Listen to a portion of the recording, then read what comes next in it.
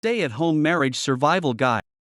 Eat, sleep, work, hang out, parent, and everything else. Why this? Why? Marriage has always been hard. But now it's even harder. In pre-pandemic times, you needed to have 20 or so agreements with your partner. Now, it's more like 200. In pre-pandemic times, you probably had built-in space from your partner. Time at work. Weekends with your friends. Or business trips. Now, if you're like most couples, you spend all day, every day, eating, sleeping, working, and doing just about everything else together. These extreme times call for extreme measures. And that's why we created this guide. It's designed to help you not only survive, but even thrive in your marriage during these challenging tools. The 80/80 Marriage Survival Guide consists of 5 powerful practices. Radical generosity, the mindset shift from 50-50 to 80-80. Space, creating rituals that give you more physical and mental space. Revealing, sharing your frustrations and disappointments cleanly. Redefining roles, creating a new structure of roles to match this new reality. Date something, building time alone together as a couple into each week. Call us crazy, but we think that it's possible to use this time of crisis, where we're stuck at home together, as an opportunity to experience greater connection, kindness, and intimacy. The Marriage Survival Guide Checklist. Radical generosity. Space. Revealing. Redefining roles. Date something. 1. Radical generosity. Ditch fairness, get radical with your generosity. We interviewed over 100 people for our book, The 80/80 Marriage. What we found is that almost every couple gets stuck in a similar mindset, a mindset that has come to define modern marriage, the mindset of 50-50 fairness. It's the idea that everything in marriage, from what we do to how much we care to how hard we're working, should be totally fair. This idea is a huge improvement over the marriage mindset of our ancestors. It's better to work toward fairness than a model where one partner, generally the woman, does 80% and the other partner, generally the man, gets away with 20%. And yet, even in normal times, with 20%. And yet, even in normal times, striving for fairness is a recipe for conflict and resentment. And now, when we're stuck at home, it's even worse. The more we try to make everything exactly fair, the more we find ourselves living in a state of resentment, anger, and irritation, the less we get of those things that we really want out of marriage, connection, love, and outrageously good sex. So what's the alternative? We call it the 80/80 mindset. It's the idea of shifting from fairness to radical generosity, from doing your 50% to doing more like 80%, more than your fair share, the practice of radical generosity.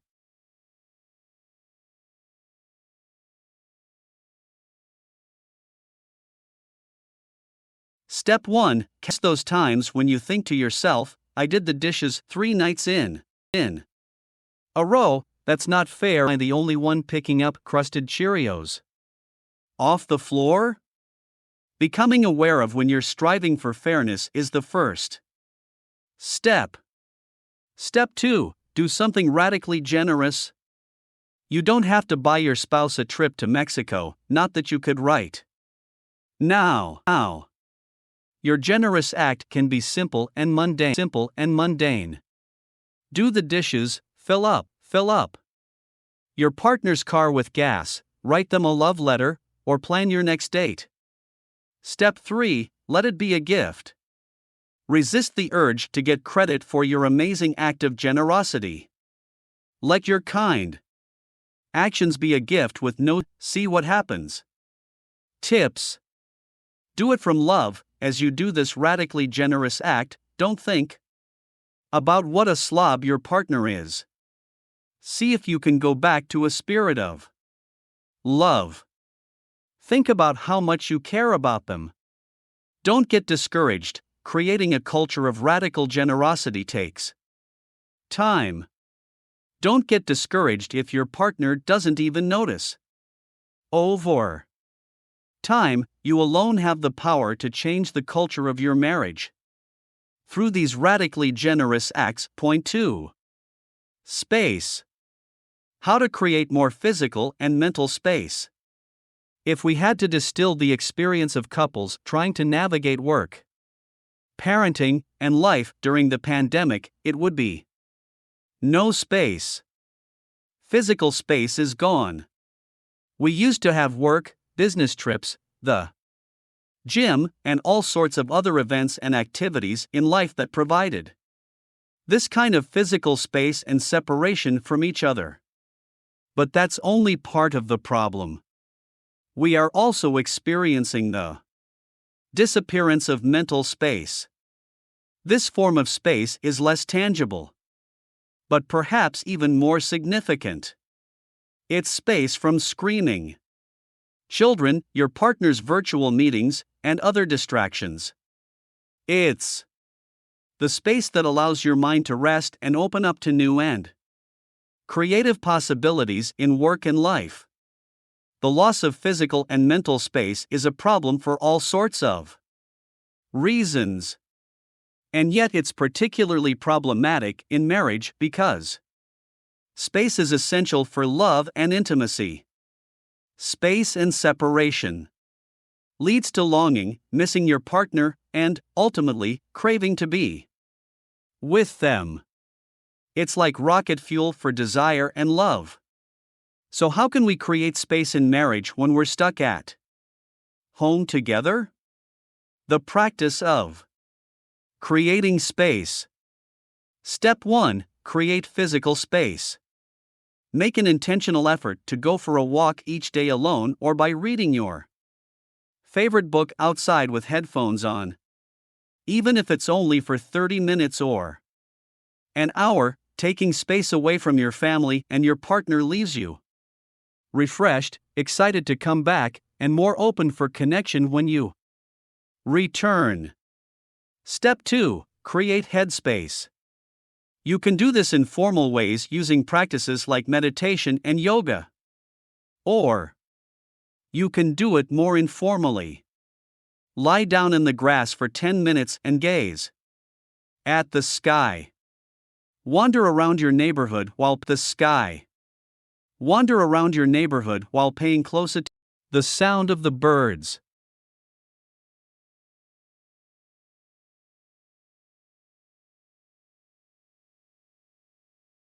The more you do this, the more you may notice that the space you crave most in these challenging times isn't physical. It's this subtle space in the mind. Tips. Create rituals. It's easy to do this once, but much more difficult to turn creating space into a habit. So see if you can build daily rituals around taking this time. Don't take it personally when you or your partner slips away to read a book or sit outside alone. It's important for both of you to remember that you're not doing this because you can't stand being together. You're doing it because you want to be your best selves with each other. Point 3. Revealing. The power of revealing your resentment. Even in normal times, there's one emotion that keeps coming up again and again in marriage: resentment. It's that bitter sting that lands when your partner makes plans to head out with friends on a Saturday without ever even asking you. It's the irritation you feel when you're doing more, caring more, or trying harder, at least from your point of view. Our current, stay-at-home situation is the perfect petri dish for resentment. Being stuck at home together 24/7 creates all sorts of new conflicts, fights, and reasons to feel resentment. The reason? There's now so much more to feel resentful about: distance, learning management, planning COVID-proof social gatherings, how much risk to take in daily life, and figuring out how, if ever, to see parents and extended family. What's the source of air? Resentment springs the moment you sense your partner is benefiting from some special break or marital double standard. It's the chain reaction that follows in the wake of feeling like you're no longer an equal. Radical generosity, practice 1, is a great first step to unwinding resentment. But resentment is so strong, so corrosive to marriage, that overcoming it requires taking one additional step: the practice of revealing, the practice of revealing. Step 1: reveal your resentment like a marriage pro. When it comes to resentment, most couples employ one of three strategies. The first is to stuff it down like a late-night pint of Ben & Jerry's, to never reveal it and pretend it never happened, not recommended. The second is to let it explode like a hydrogen bomb in the form of passive aggressiveness or an extended verbal tirade, also not recommended. Marriage pros, however, get grounded first in a feeling of love and generosity. Then, they reveal to their partner what's really going on. It's as simple as saying, "When you didn't include me in the planning for the Mother's Day lunch, I felt upset." Step 2: make a clear request. Revealing helps your partner understand your inner experience. It brings you back into connection. Making a clear request gives your partner essential feedback on how to make it right, either now or next time. It's as simple as saying, "Next time, I would appreciate it if you include me in the planning." Tips: speak from love. There's what you say, and then there's how you say it. Your inner state is contagious. So even if you reveal with kind words, if your tone is angry, your partner is likely to mirror your anger. So see if you can reveal from a spirit of radical generosity. Listen and affirm. When your partner reveals to you, do your best to listen carefully and affirm them instead of fighting back. Say, "Wow, I totally get why that upset you, not are kidding me. You should be apologizing to me right now." 4. Redefining roles. Now is the time to figure out who does what. A couple months into the COVID-19 pandemic, the New York Times reported a stunning statistic: 45% of men said they were spending more time than their partner helping their children with distance learning during this crisis. 80% of women said they were spending more time than their partner helping their children. And when they asked women whether their spouse was doing more, just 3% agreed. Why this disconnect? Why are men and women living in different worlds of perception? Part of this problem can be explained by research showing that both women and men overestimate their contributions and underestimate their partners. Psychologists call this availability bias. Put simply, the problem is that you have a complete understanding of every plate you loaded into the dishwasher and every online math lesson you did with your child. But, when it comes to your partner's contributions, things get fuzzy. To make things worse, the research also shows that we consistently overestimate our own contributions.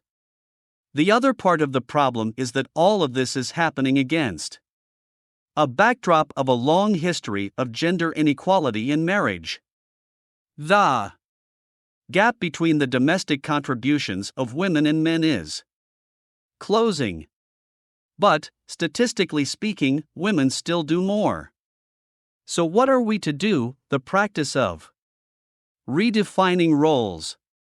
Step 1: Get clear on your roles. This is a pro tip during normal life, when everything is going just great. It's even more important during the most fundamental disruption of habits that we've experienced in our lifetime. There are, after all, way more roles to divide. How can you begin redefining roles? The full instructions can be found in our book, The 80-80 Marriage. But here's a great way to get started.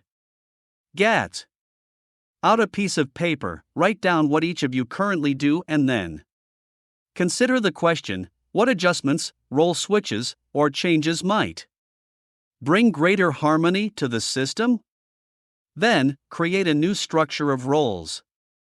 Step 2: Radical generosity. Remember, in this crazy situation, we are all overwhelmed, stressed, and doing our best to make it through the day.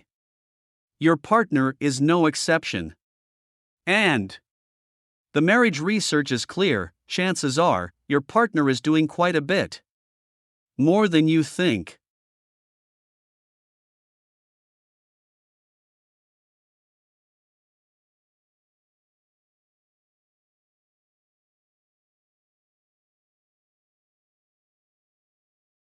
Tips: Establish accountability. What do you do when it's your partner's turn to take out the trash and they just forget? That's the perfect time to go back to the revealing practice. Create accountability by revealing your frustration and make a clear ask, out of love, of course. Outsource, if you can, even if you have the money. It's now more difficult to outsource through babysitters, house cleaners, or takeout.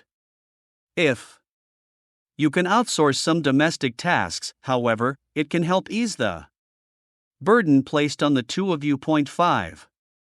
Date something. Create regular rituals of connection. Date something. You might be wondering, what does that mean? Well, it doesn't mean go out and date something else. It's our way of saying that the classic trope of date night may not work for you anymore, so see if you can figure out something else that allows you to spend time alone together. This idea of taking the night out of date night isn't just a strategy for surviving COVID life. When we interviewed couples, we found that they had all sorts of amazing ideas for how to connect. The most frequently discussed option was date night, going out to dinner once a week. But we heard about all sorts of other imaginative ways to be together. Some couples told us about ditch days, where they both ended work several hours early and watched a movie together. Others told us about taking a full day or weekend away. And our personal favorite is the date hike. We spend almost every Saturday and Sunday morning hiking together for an hour or two. The point is to find something you both enjoy and then turn it into a regular habit. That way, you don't have to think about it. Your date something happens every week, almost automatically. So how can you spend more time connecting with each other?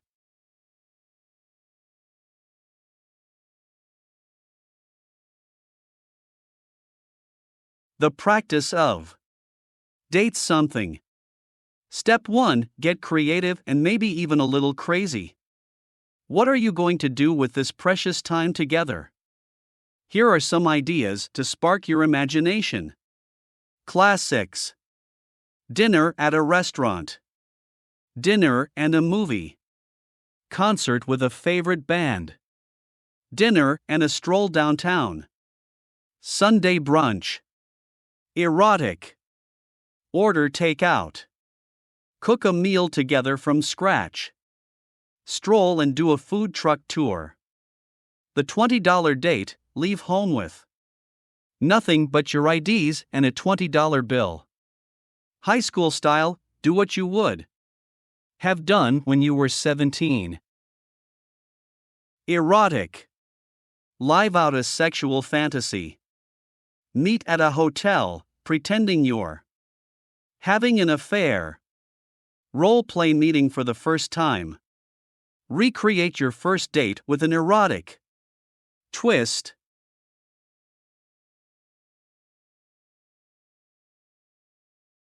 Outdoors. Do a date hike, just the two of you on a secluded trail. Go camping for a night. Get out on the water together. Ski together for a day. Explore your city on foot together. Try out a sport you're both learning. Splurge. Go out to a fancy restaurant.